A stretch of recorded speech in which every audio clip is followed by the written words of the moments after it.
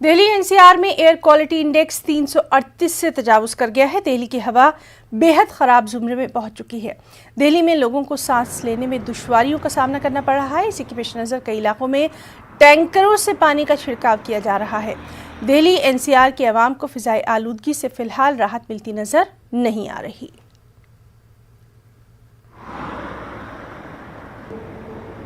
Delhi NCR में प्रदूषण का स्तर लगातार गिरा हुआ है। हालांकि इस पूरे मामले में बता दें कि दिल्ली एनसीआर की स्थिति ऐसी है कि जो प्रदूषण का स्तर है वो फिलहाल अभी भी पुअर कैटेगरी में है।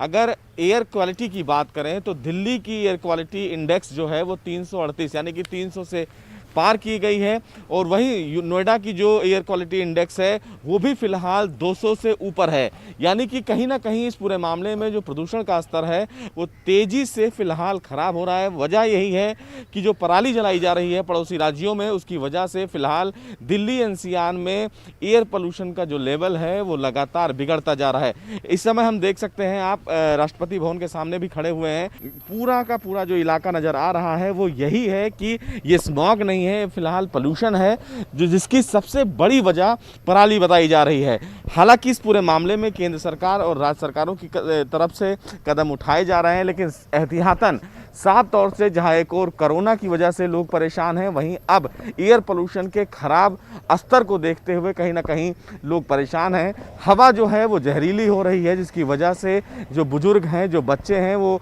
बहुत ही कम हो सके अपने घरों से बाहर निकलें, क्योंकि बाहर जो हवा का स्तर है वो बेहद ख़राब है।